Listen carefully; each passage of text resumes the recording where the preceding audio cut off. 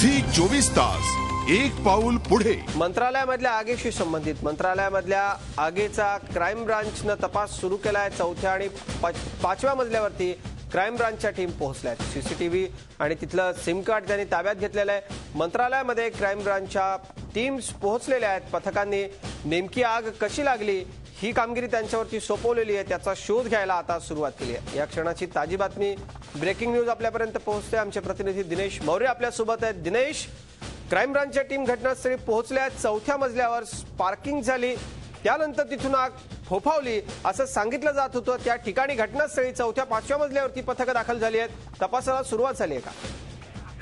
अजित, जो main CCTV control room होता तिथून मंत्रालयाची सगळे सीसीटीव्ही फुटेज जे आहेत ते कलेक्ट करण्यात आलेले आहेत। या सीसीटीव्ही फुटेजच्या मदतीने नेमका घटनेच्या वेळी काय घडलेलं होतं आणि आग ही कशी काय लागली हे शोधून काढण्यात हे सीसीटीव्ही व्हिज्युअल्स जे आहेत ते खूप मदत करणार आहेत। पण त्याचबरोबरच जो कंट्रोल रूम आहे त्या कंट्रोल रूम मध्ये फायर ब्रिगेडच्या ऑपरेशनच्या वेळी खूप पाणी सुद्धा गेलेलं होतं। तर हे सीसीटीव्ही फुटेज किती क्लिअर आहेत आणि नेमक्या फोर्थ फ्लोअरचे व्हिज्युअल जिथून आगीला सुरुवात झालेली होती तिथले व्हिज्युअल्स कसे काय आहेत हे सगळं आता क्राईम ब्रांच तपास करून बघणार आहे। त्याचबरोबरच चौथ्या आणि पाचव्या माळावरची आग पूर्णपणे विझाल्यानंतर क्राईम ब्रांचची टीम तिथे आहे, तपास करतायत आणि 6व्या आणि 7व्या माळ्यावर अजूनपर्यंत क्राईम ब्रांचची टीम जाऊ शकलेली नाहीये, कारण तिकडचा जो तापमान आहे तो अंदाजे 50 डिग्रीपेक्षा जास्त आहे। फायर ब्रिगेडचे अधिकारी कूलिंग ऑपरेशन तिथे करत आहेत। एकदा कूलिंग ऑपरेशन संपल्यानंतर पण दिनेश, या सगळ्यामध्ये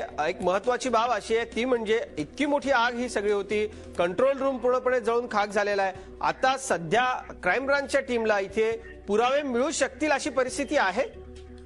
हे बघा, फोरेन्सिक टीमने त्यांचे सॅम्पल्स जे आहेत ते कलेक्ट केलेले आणि जे सीसीटीव्ही व्हिज्युअल्स होते ते सुद्धा क्राईम ब्रांचच्या अधिकाऱ्यांनी सीसीटीव्हीच्या हार्ड डिस्क कलेक्ट केले आहे। तर कुठेतरी या सीसीटीव्हीची मदत नक्कीच त्यांना होणार आहे। त्याचबरोबर एव्हिडन्स कलेक्ट करण्यासाठी इलेक्ट्रिकल जे इंजिनियर्स आहेत त्यांची मदत घेतली जात आहे। तर कुठेतरी काही करून पुरावे यावे यासाठी क्राईम ब्रांच पूर्ण प्रयत्न करत आहेत आणि आपण ही अपेक्षा करू 4 महत्वाच्या विषयांवर क्राईम ब्रांच आपला तपास पूर्ण ठेवलेला आहे। एक, सीसीटीव्ही; दुसरे, जे घटनेच्या वेळी जे विटनेसेस होते त्यांचे स्टेटमेंट घेतले जात आहे। आतापर्यंत 15 विटनेसेसचे स्टेटमेंट झालेले आहेत। तिसरं म्हणजे इलेक्ट्रिकल इंजिन आणि चौथं फॉरेन्सिक लॅब, कलिनाचे फॉरेन्सिक लॅब या पूर्ण प्रकरणात जे फॉरेन्सिक सॅम्पल्स कलेक्ट करत आहेत। तर या सगळ्यांच्या मदतीने आपण अपेक्षा करू शकतो की क्राईम ब्रांच जे आहेत या घटनेमा हा फक्त एक ऍक्सिडेंट होता की यामागे काहीतरी संशय आहे, कोणीतरी आग लावलेली, या सगळ्या प्रश्नांवरचं जे चिन्ह या क्राईम ब्रांचच्या तपासानंतर कदाचित ते पिक्चर पूर्ण क्लिअर होऊ शकणार। निश्चित। पण दिनेश, एकूण आता सध्या तुम्ही देखील काय मंत्रालयात जात असतात रिपोर्टिंगच्या निमित्तानं, आपण सगळे मंत्रालयाच्या या एकूण सगळ्या मजल्यांवरच्या विभागांची आपण सगळे माहिती आपल्याला नेमका कुठला विभाग कुठे आहे, पण जी कंट्रोल रूम आहे किंवा जिथे खाली आणखी एक तळमजल्यावरती कंट्रोल रूम आणि 7व्या मजल्यावर कंट्रोल रूम अशा 2 कंट्रोल रूम्स होत्या, त्यापैकी 7व्या मजल्यावरची कंट्रोल रूम जळून खाक झालेली आहे। खाली तळमजल्यावरती ज्या ठिकाणी हे सगळं सीसीटीव्हीचं फुटेज उपलब्ध होऊ शकतो असं कळतंय, काय त्या बाबतीत अधिक सांगू शकाल? हे बघा, जो हार्ड डिस्क आहे तो खालच्या मजल्यावरचा जो ग्राउंड फ्लोअरवर जो सीसीटीव्ही कंट्रोल रूम आहे तिथूनच घेण्यात आलेले आहेत, कारण 7व्या फ्लोअरवरचा जवळजवळ संपूर्ण जळून खाक झाले असल्यामुळे तिथून काही मिळत नाही। पण तळमजल्यावरच्या सीसीटीव्ही हार्ड डिस्क नक्कीच थोडीफार मदत यांना होणारच आहे।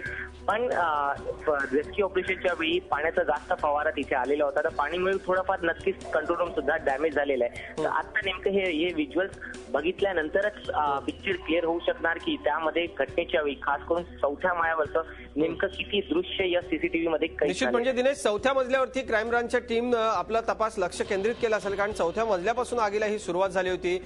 कशामुळे आग लागली याचा मूळचा तपास क्राईम ब्रांचच्या टीमला घ्यावा लागणार आहे। नेमकी आग कुठून सुरू झाली होती, तिथे काय नेमकं झालं होतं, काय नेमकं घडलं होतं याचा तपास टीमला करावा लागणार आहे। धन्यवाद आपल्या सगळ्या सविस्तर माहितीबद्दल।